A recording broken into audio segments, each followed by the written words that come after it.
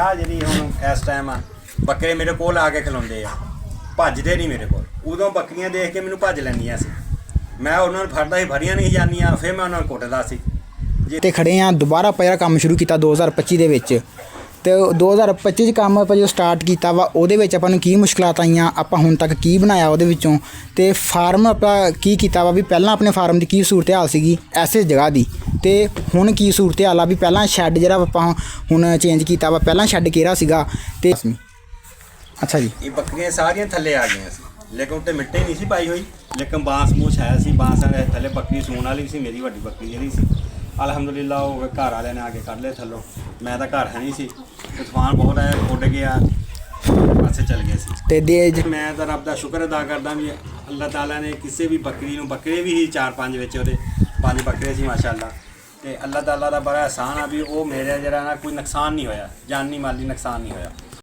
ਵੇਖਣ ਤੇ ਸੁਣਨ ਵਾਲੇ ਭਰਾਵਾਂ ਨੂੰ अस्सलाम वालेकुम। ਸਾਡੇ ਚੈਨਲ ਦਾ ਨਾਮ ਹੈ ਸਾਲੇਪੁਰ ਗੋਟ ਫਾਰਮ। ਉਮੀਦ ਕਰਦਾ ਹਾਂ ਸਾਰੇ ਭਾਈ ਠੀਕ ਹੋਣਗੇ। ਅੱਛਾ ਦੋਸਤੋ, ਅੱਜ ਆਪਾਂ ਤੁਹਾਡੇ ਨਾਲ ਗੱਲ ਕਰਨੀ ਆ ਕਿ 2019 ਤੋਂ ਲੈ ਕੇ 2026 ਤੱਕ ਸਾਡਾ ਜਿਹੜਾ ਗੋਟ ਫਾਰਮਿੰਗ ਦਾ ਸਫ਼ਰ ਆ, ਤੇ ਉਹਦੇ ਬਾਰੇ ਅੱਜ ਆਪਾਂ ਇੰਸ਼ਾਅੱਲਾ ਗੱਲ ਕਰਾਂਗੇ। ਤੇ ਸਾਹਮਣੇ ਮੇਰੇ ਵਾਲ ਸਾਹਿਬ ਖੜੇ ਆ, ਤੇ ਪਾਪਾ ਨਾਲ ਗੱਲ ਕਰਦੇ ਆ, ਤੇ ਸਾਰੀ ਜਿਹੜੀ ਆ ਨਾ ਮਾਲੂਮਾਤ ਆਪਾਂ ਲੈਂਦੇ ਆ ਕਿ ਸਾਡਾ ਜਿਹੜਾ ਸਫ਼ਰ ਹੈ ਕਿਸ ਤਰ੍ਹਾਂ ਦਾ ਰਿਹਾ, ਤੇ ਕੀ ਸਾਨੂੰ ਇਹਦੇ ਵਿੱਚ ਮੁਸ਼ਕਲਾਤ ਆਈਆਂ, ਕੀ ਅਸੀਂ ਸਿੱਖਿਆ, ਕੀ ਕਮਾਇਆ ਤੇ ਕੀ ਗਵਾਇਆ। ਤੇ ਗੱਲ ਕਰਦੇ ਹਾਂ ਜੀ ਖਲੀਲੁਰ ਰਹਿਮਾਨ ਸਾਹਿਬ ਨਾਲ, ਮੇਰੇ ਵਾਲ ਸਾਹਿਬ ਨੇ। ਅੱਛਾ ਜੀ, अस्सलाम वालेकुम ਅੱਬਾ ਜੀ। ਵਾਲੇਕੁਮ अस्सलाम। ਅੱਛਾ ਅੱਬਾ ਜੀ, ਦੱਸੋ ਹੁਣ ਕਿ ਆਪਣਾ ਜਿਹੜਾ ਫਾਰਮਿੰਗ ਦਾ ਸਫ਼ਰ ਆ ਉਹ ਕੈਸਾ ਰਿਹਾ 2019 ਤੋਂ ਲੈ ਕੇ ਹੁਣ ਤੱਕ, ਆਪਾਂ ਕੀ ਕਮਾਇਆ, ਕੀ ਗਵਾਇਆ ਤੇ ਕੀ ਬਣਾਇਆ ਉਹਦੇ ਤੋਂ, ਤੇ ਗਲਤੀਆਂ ਆਪਾਂ ਕਿਹੜੀਆਂ ਕੀਤੀਆਂ। अस्सलाम वालेकुम ਦੋਸਤੋ, 2019 'ਚ ਮੈਨੂੰ ਸ਼ੌਕ ਪਿਆ ਸੀ ਇਹ ਗੋਟ ਫਾਰਮਿੰਗ ਦਾ। ਮੈਂ ਇੱਕ ਬੱਕਰੀ ਸੂਣ ਵਾਲੀ ਲਈ ਸੀ, ਤਕਰੀਬਨ ਉਹਨੂੰ ਤੀਸਰਾ ਮਹੀਨਾ ਸੀ ਪੂਰਾ ਹੋਣ ਵਾਲਾ, ਤੇ 2 ਪੱਠਾਂ ਲਈਆਂ ਸੀ। ਬੱਕਰੀ ਲਈ ਸੀ ਉਦੋਂ ਮੈਂ 14,500 ਤੇ ਪੱਠਾਂ ਮੈਂ ਲਈਆਂ ਸੀ 14,000 ਦੀਆਂ। 500 ਰੁਪਇਆ ਮੈਨੂੰ ਕਿਰਾਇਆ ਪਿਆ ਸੀ, ਤੇ ਲਿਆਇਆ ਮੈਂ ਨਾ 19,000 'ਚ ਮੈਨੂੰ ਉਹ ਬੱਕਰੀਆਂ ਘਰ ਪੈ ਗਈਆਂ। ਤੇ ਜਦੋਂ ਮੈਂ ਸ਼ੁਰੂ ਕੀਤਾ ਸੀ ਘਰ ਲੈ ਕੇ ਆਇਆ ਸੀ, ਜਗ੍ਹਾ ਤੰਗ ਸੀ, ਇਹ ਥੋੜ੍ਹੀ ਜਿਹੀ ਜਗ੍ਹਾ ਵਾ, ਇਹ ਵਿਖਾ ਸਕੇ ਮੇਰਾ ਬੇਟਾ, ਤੇ ਥੋੜ੍ਹੀ ਜਿਹੀ ਜਗ੍ਹਾ ਵਾ, ਇਹਦੇ ਵਿੱਚ ਪਹਿਲੇ ਮੈਂ ਇੱਕ ਖਾਨ ਦਾ ਗਾਡਰ, ਆ ਗਾਡਰ ਤੁਸੀਂ ਦੇਖ ਲਿਓ, ਇਹ ਗਾਡਰ ਜਿਹੜਾ ਇੱਕ ਗਾਡਰ ਅਸੀਂ ਪਾਇਆ ਸੀ, ਇੱਕ ਗਾਡਰ ਪਾਇਆ ਸੀ। ਇਹ ਨੀਵੀਂ ਜਗ੍ਹਾ ਤੇ ਉੱਥੇ ਅਸੀਂ ਸਿਰ ਬੌਰ ਬਣਾਏ, ਉਹ ਨੀਵੀਂ ਜਗ੍ਹਾ ਸੀ, ਤੇ ਦੀਵਾਰ ਵੀ ਇੰਨੀ ਛੋਟੀ ਛੋਟੀ ਸੀ, ਆ ਦੀਵਾਰ ਬਾਅਦ 'ਚ ਹੁਣ ਹੋਈ ਆ। ਇੱਥੇ ਗਾਡਰ ਪਾ ਕੇ, ਇੱਕ ਗਾਡਰ ਦੇ ਥੱਲੇ ਬਾਲੇ ਪਾ ਕੇ, ਇੱਥੇ ਤੱਕ ਦੀਵਾਰ ਸੀ ਪਹਿਲੇ, ਤੇ ਇੱਕ ਗਾਡਰ ਪਾ ਕੇ ਬਣਾਇਆ, ਇੱਥੇ ਹੀ ਰਹੇ। ਪਹਿਲੀ ਬੱਕਰੀ ਮਾਸ਼ਾਅੱਲਾ ਸਾਡੀ ਸੂਈ ਆ, ਉਹਨੇ ਸਾਨੂੰ ਦਿੱਤੇ 2 ਲੈ ਲਏ। ਫਿਰ ਦੂਸਰੀਆਂ ਪੱਠਾਂ ਬਣ ਗਈਆਂ, ਨਾਰ ਬੱਕਰੀ ਵੀ ਬਣ ਗਈ। ਬੱਕਰੀ ਨੇ ਫਿਰ 2 ਲੈ ਲਏ ਤੇ 1 ਲੈ ਲਈ ਦਿੱਤੀ। ਉਸ ਤੋਂ ਬਾਅਦ ਜਿਹੜੀ ਪੱਠਾਂ ਸੀ ਉਹਨੇ ਇੱਕ ਨੇ 2 ਲੈ ਲੀਆਂ ਦਿੱਤੀਆਂ, ਇੱਕ ਨੇ 1 ਲੈ ਲਈ ਦਿੱਤੀ।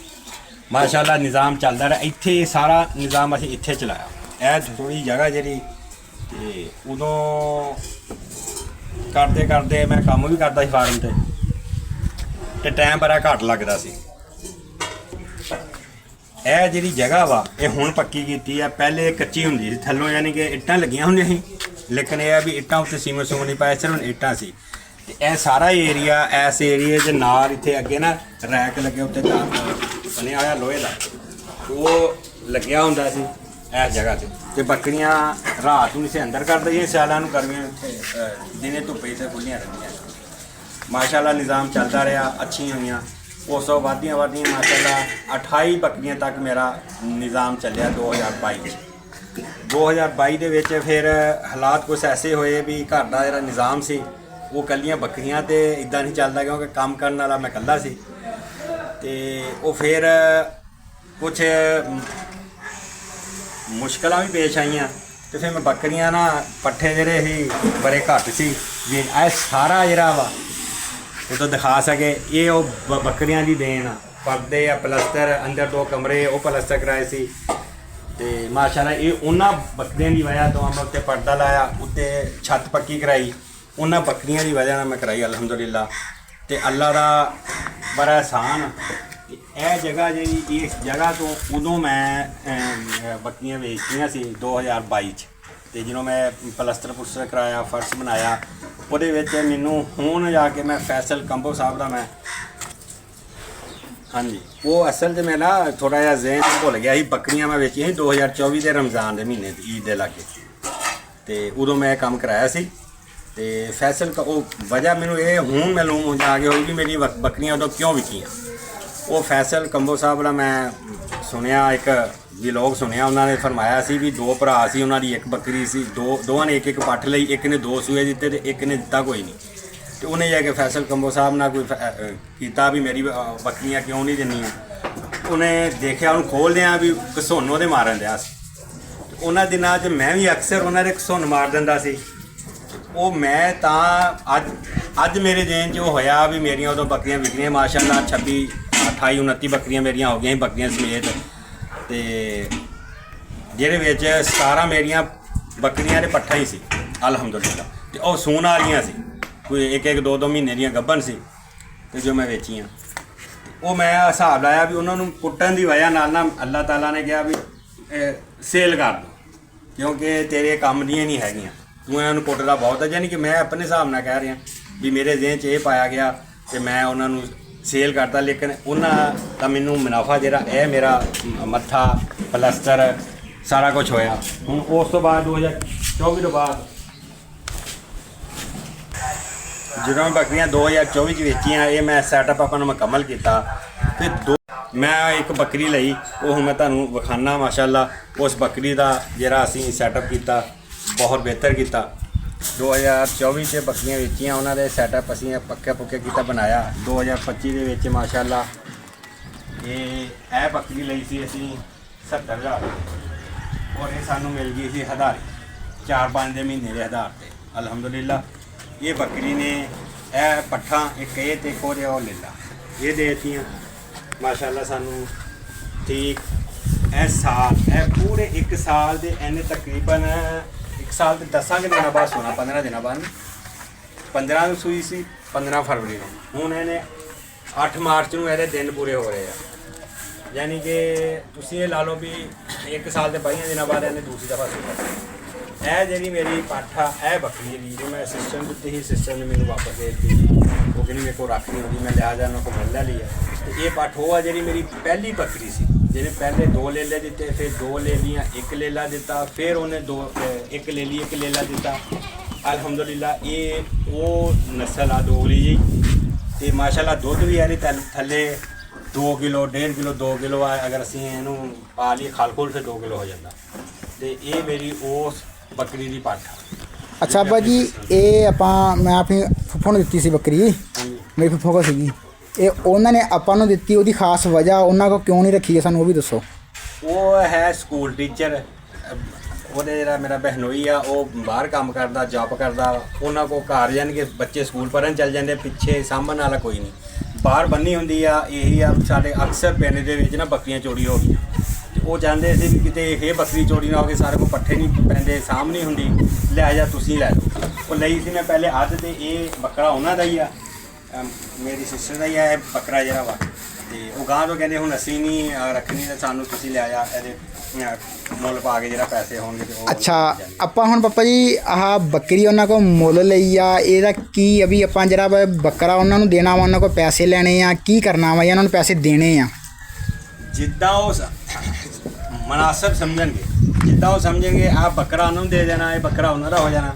ਪੱਠ ਦੇ ਜਿਹੜੇ ਉਹ ਮੁੱਲ ਪਾ ਕੇ ਸਾਨੂੰ ਦੇਣਗੇ, ਅਸੀਂ ਇਨਸ਼ਾਅੱਲਾ ਉਹਨਾਂ ਨੂੰ ਪੈਸੇ ਦੇ ਦਾਂਗੇ। ਚਾਹੇ ਇਹ ਬੱਕਰੇ ਦੇ ਕਰਕੇ ਲੈ ਲੈਣ, ਚਾਹੇ ਇਹਦੇ ਕਰਕੇ ਲੈ ਲੈਣ, ਜਿੱਦਾਂ ਉਹ ਚਾਹਣਗੇ ਉੱਦਾਂ ਉਹ ਮੁਨਾਫਾ। ਕਿਉਂਕਿ ਭੈਣ ਆ ਤੇ ਭੈਣ ਨੂੰ ਦਿੱਤਿਆਂ ਮੁਨਾਫਾ ਹੀ ਆਉਂਦਾ, ਨੁਕਸਾਨ ਨਹੀਂ ਆਉਂਦਾ। ਮੇਰਾ ਤਾਂ ਇਹ ਇਮਾਨ ਆ ਵੀ ਭੈਣ ਨੂੰ ਕਦੀ ਵੀ ਤੁਸੀਂ ਦਿਓਗੇ ਤੁਹਾਨੂੰ ਉਹਦਾ ਨੁਕਸਾਨ ਨਹੀਂ ਹੋਏਗਾ, ਇਨਸ਼ਾਅੱਲਾ ਅਲਹਮਦੁਲਿਲਾ ਫਾਇਦਾ ਹੋਏਗਾ। ਅੱਛਾ ਆਪਾਂ ਜੀ ਵੀਡੀਓ ਦਾ ਆਪਣਾ ਟਾਪਿਕ ਜਿਹੜਾ ਚੇਂਜ ਹੋ ਰਿਹਾ ਵਾ, ਆਪਾਂ ਹੁਣ ਗੱਲ ਉਹੀ ਕਰਨੀ ਆ ਵੀ ਆਪਾਂ ਕੀ ਬਣਾਇਆ ਵਾ, ਉਹਦੇ ਵਿੱਚੋਂ ਹੁਣ ਤੱਕ ਆਪਣੀਆਂ ਗਲਤੀਆਂ ਵੀ ਆਪਾਂ ਨੂੰ ਤੁਸੀਂ ਪਿੱਛੇ ਦੱਸ ਰਹੇ ਸੀਗੇ। ਤੇ ਹੁਣ ਆਪਾਂ ਛਾਤੇ ਖੜੇ ਆ, ਦੁਬਾਰਾ ਆਪਾਂ ਜਿਹੜਾ ਕੰਮ ਸ਼ੁਰੂ ਕੀਤਾ 2025 ਦੇ ਵਿੱਚ। ਤੇ 2025 'ਚ ਕੰਮ ਆਪਾਂ ਜੋ ਸਟਾਰਟ ਕੀਤਾ ਵਾ, ਉਹਦੇ ਵਿੱਚ ਆਪਾਂ ਨੂੰ ਕੀ ਮੁਸ਼ਕਲਾਂ ਆਈਆਂ, ਆਪਾਂ ਹੁਣ ਤੱਕ ਕੀ ਬਣਾਇਆ ਉਹਦੇ ਵਿੱਚੋਂ, ਤੇ ਫਾਰਮ ਆਪਾਂ ਕੀ ਕੀਤਾ ਵਾ ਵੀ ਪਹਿਲਾਂ ਆਪਣੇ ਫਾਰਮ ਦੀ ਕੀ ਸੂਰਤ ਹਾਲ ਸੀਗੀ ਐਸੇ ਜਗ੍ਹਾ ਦੀ, ਤੇ ਹੁਣ ਕੀ ਸੂਰਤ ਹਾਲ ਆ ਵੀ ਪਹਿਲਾਂ ਸ਼ੈੱਡ ਜਿਹੜਾ ਆਪਾਂ ਹੁਣ ਚੇਂਜ ਕੀਤਾ ਵਾ, ਪਹਿਲਾਂ ਸ਼ੈੱਡ ਕਿਹੜਾ ਸੀਗਾ, ਤੇ ਆ ਫਰਸ਼ ਹੁਣ ਪੱਕਾ ਵਾ, ਪਹਿਲਾਂ ਫਰਸ਼ ਕਿੱਦਾਂ ਦਾ ਸੀਗਾ, ਤੇ ਉਹ ਦੱਸੋ ਮਹਾਰਾਜਾ ਸਾਨੂੰ। ਪਹਿਲੇ ਫਰਸ਼ ਕੱਚਾ ਸੀ, ਅਸੀਂ ਪੱਕਾ ਕਰ ਲਿਆ ਅਲਹਮਦੁਲਿਲਾ। ਜਿਹੜੇ ਪਹਿਲੇ ਸਾਡਾ ਮੈਂ ਬਣਾਇਆ ਸੀ ਉਹ ਮੈਂ ਇੱਥੋਂ ਬਾਂਸ ਪਏ ਹੋਣੇ ਉੱਤੇ, ਸ਼ਾਇਦ ਜੇ ਮੁੰਡਾ ਦਿਖਾ ਸਕੇ, ਇਹ ਨਜ਼ਰ ਆ ਰਿਹਾ ਤੁਹਾਨੂੰ। ਤੇ ਇਹ ਮੈਂ ਇੱਥੇ ਬਣਾ ਕੇ ਨਾ ਛੱਡ ਉੱਤੇ ਸਿਰਕੀ ਪਾ ਕੇ ਇਹਨੂੰ ਛਾਂ ਕੀਤੀ ਸੀ ਆਰਜੀ। ਉਹ ਹਨੇਰੀ ਆ ਕੇ ਤੇ ਇਹ ਤੁਸੀਂ ਦੇਖੋ ਥੋੜਾ ਪਿੱਲਰ ਵੀ ਹੋਏ ਆ ਦੋ ਤੇ ਨਾ ਆਹ ਪਿੱਲਰ ਕਰਕੇ ਇਹਨਾਂ ਉੱਤੇ ਮੈਂ ਪਾਇਆ ਸੀ ਬਾਂਸ ਬੂਸ। ਅੱਛਾ ਦੋਸਤੋ ਮੈਂ ਤੁਹਾਨੂੰ ਦੱਸਦਾ ਵਾਂ ਵੀ ਇਹ ਤੁਸੀਂ ਦੇਖ ਰਹੇ ਹੋ ਦੋ ਇੱਟਾਂ ਉੱਪਰ ਪਈਆਂ ਇਹ ਵਾਲੀਆਂ। ਇਹ ਤਕਰੀਬਨ ਅਸੀਂ ਕੋਈ 2 3 ਫੁੱਟ ਉੱਚੇ ਕਰਕੇ ਨਾ ਤੇ ਉੱਪਰ ਅਸੀਂ ਜਿਹੜਾ ਢਾਰਾ ਪਾਇਆ ਹੋਇਆ ਸੀਗਾ ਇੱਧਰ ਵੀ ਐਸੇ ਤਰ੍ਹਾਂ ਹੀ ਆ। ਤੇ ਉਹ ਜਿਹੜਾ ਵਾ ਕਿ ਤੂਫਾਨ ਇੱਕ ਦਫਾ ਵਾਵਾ ਆਇਆ ਤੇ ਜਿਹਦੀ ਵਜ੍ਹਾ ਤੋਂ ਸਾਡੇ ਕੋਲ ਬੱਕਰੀਆਂ ਪਹਿਲੀਆਂ ਸੀਗੀਆਂ, ਇਹ ਬੱਕਰੀਆਂ ਨਹੀਂ ਸੀ ਹੈਗੀਆਂ। ਤੇ ਉਦੋਂ ਸਾਡਾ ਜਿਹੜਾ ਵੇ ਧਾਰਾ ਉਹ ਡੁੱਬ ਗਿਆ ਸੀਗਾ, ਪਿੱਲਰ ਗਿਰ ਗਏ ਸੀਗੇ। ਇੰਨਾ ਸ਼ੁਕਰ ਆ ਕਿ ਅੱਲਾ ਦਾ ਬਹੁਤ ਬਹੁਤ ਸ਼ੁਕਰ ਆ ਕਿ ਸਾਡੀਆਂ ਜਿਹੜੀਆਂ ਜਾਨਵਰ ਸੀ ਨਾ ਕੋਈ ਨੁਕਸਾਨ ਨਹੀਂ ਹੋਇਆ ਉਹਨਾਂ ਨੂੰ। ਤੇ ਇਹ ਜਿਹੜੀ ਗਲਤੀ ਤੁਸੀਂ ਨਹੀਂ ਕਰਨੀ ਬਿਲਕੁਲ ਵੀ, ਕਰਨੀ ਆ ਤੇ ਤੁਸੀਂ ਅੱਛੀ ਤਰ੍ਹਾਂ ਜਿਹੜਾ ਨਾ ਉਹਦਾ ਸੈਟਅਪ ਤੁਸੀਂ ਬਣਾਉਣਾ ਲਾਜ਼ਮੀ। ਅੱਛਾ ਜੀ, ਇਹ ਬੱਕਰੀਆਂ ਸਾਰੀਆਂ ਥੱਲੇ ਆ ਗਈਆਂ ਸੀ ਲੇਕਿਨ ਉੱਤੇ ਮਿੱਟੀ ਨਹੀਂ ਸੀ ਪਾਈ ਹੋਈ, ਲੇਕਿਨ ਬਾਂਸ ਬੂਸ ਹੈ ਸੀ। ਬਾਂਸਾਂ ਦੇ ਥੱਲੇ ਬੱਕਰੀ ਸੂਣ ਵਾਲੀ ਸੀ, ਮੇਰੀ ਵੱਡੀ ਬੱਕਰੀ ਜਿਹੜੀ ਸੀ। ਅਲਹਮਦੁਲਿਲਾ ਉਹ ਘਰ ਵਾਲਿਆਂ ਨੇ ਆ ਕੇ ਕੱਢ ਲਏ ਥੱਲੋਂ, ਮੈਂ ਤਾਂ ਘਰ ਹੈ ਨਹੀਂ ਸੀ। ਤੂਫਾਨ ਬਹੁਤ ਆਇਆ, ਉੱਡ ਗਿਆ, ਪਾਸੇ ਚੱਲ ਗਏ ਸੀ। ਤੇ ਦੇ ਟਾਈਮ ਵੀ ਜਿਹੜਾ ਵੀ ਰਾਤ ਕੋਈ 9 ਵਜੇ ਦਾ ਸੀ, 8-9 ਵਜੇ ਦਾ। ਹਾਂਜੀ, ਆ ਜਿਹੜਾ ਹੁਣ ਮੈਂ ਉਸ ਟਾਈਮ ਮੈਂ ਤਾਂ ਰੱਬ ਦਾ ਸ਼ੁਕਰ ਅਦਾ ਕਰਦਾ ਵੀ ਅੱਲਾਹ ਤਾਲਾ ਨੇ ਕਿਸੇ ਵੀ ਬੱਕਰੀ ਨੂੰ, ਬੱਕਰੇ ਵੀ ਸੀ 4-5 ਵਿੱਚ, ਉਹਦੇ 5 ਬੱਕਰੇ ਸੀ ਮਾਸ਼ਾਅੱਲਾ। ਤੇ ਅੱਲਾਹ ਤਾਲਾ ਦਾ ਬੜਾ ਅਹਿਸਾਨ ਆ ਵੀ ਉਹ ਮੇਰੇ ਜਿਹੜਾ ਨਾ ਕੋਈ ਨੁਕਸਾਨ ਨਹੀਂ ਹੋਇਆ, ਜਾਨੀ ਮਾਲੀ ਨੁਕਸਾਨ ਨਹੀਂ ਹੋਇਆ।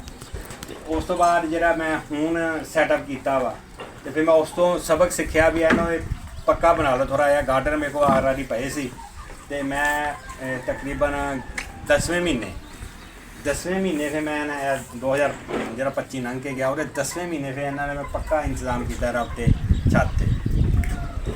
ਇਹ ਫਿਰ ਅਲਹਮਦੁਲਿਲਾ ਇਹਨੂੰ ਪੱਕਾ ਬਣਾ ਲਿਆ ਸਾਰਾ। ਇਹਦੀ ਵੀਡੀਓ ਤੁਹਾਨੂੰ ਮਿਲ ਚੁੱਕੀ ਹੋਏਗੀ ਪਹਿਲੇ, ਕਿਉਂਕਿ ਜੋ ਬਣਾਇਆ ਵਾ ਇਹਨੂੰ ਤਿਆਰ ਕੀਤਾ ਵਾ।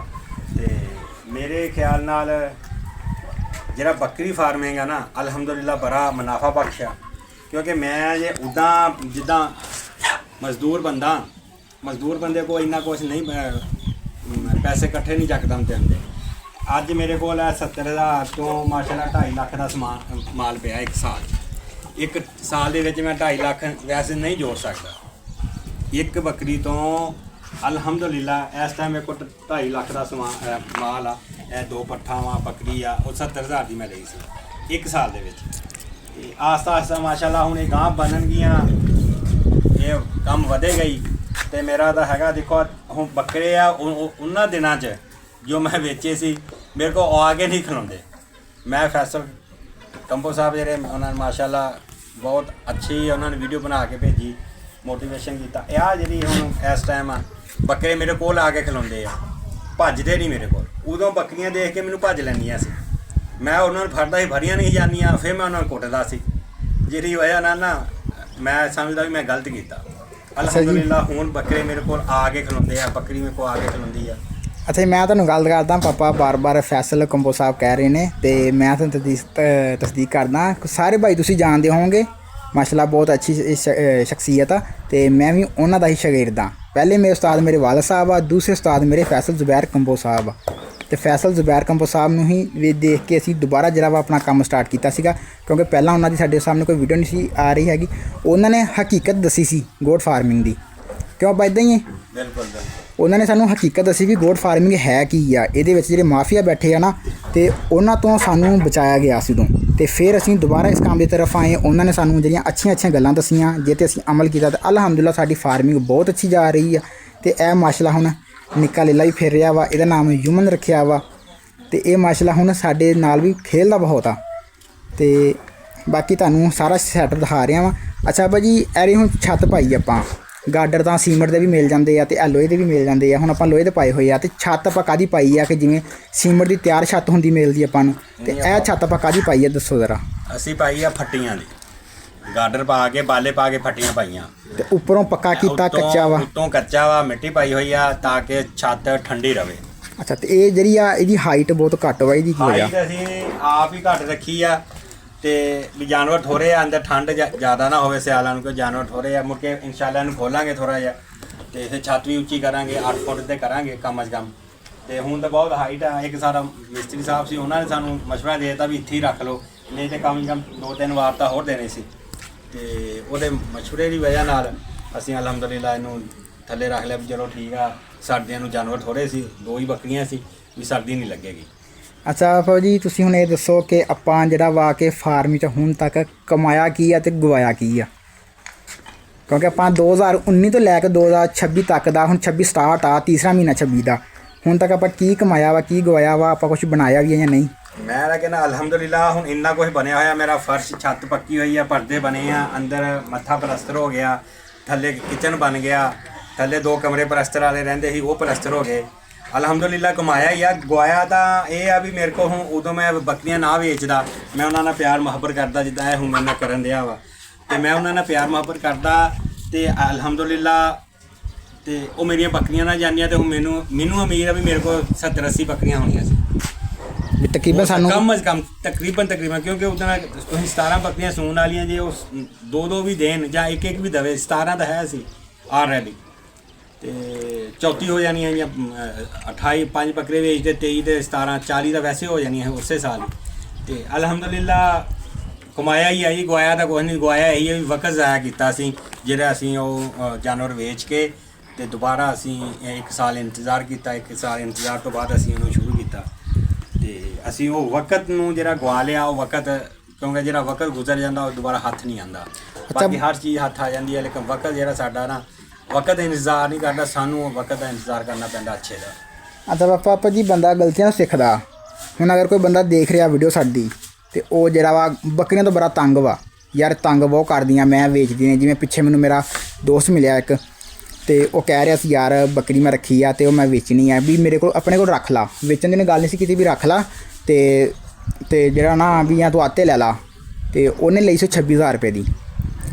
ਤੇ ਉਹ ਹੁਣ ਥੋੜ੍ਹਾ ਤੰਗ ਆਇਆ ਸੀ, ਕਹਿੰਦਾ ਸੀਗਾ ਕਿ ਪੱਠੇ ਲਿਆਣੇ ਪੈਂਦੇ ਆ, ਮੈਨੂੰ ਸਫਾਈ ਸੁਥਰਾਈ ਘਰ ਦੇ ਕਹਿੰਦਾ ਸਫਾਈ ਨਹੀਂ ਕਰਦੇ, ਕਹਿੰਦਾ ਮੈਨੂੰ ਬੜੀ ਮੁਸੀਬਤ ਪੈ ਗਈ ਆ।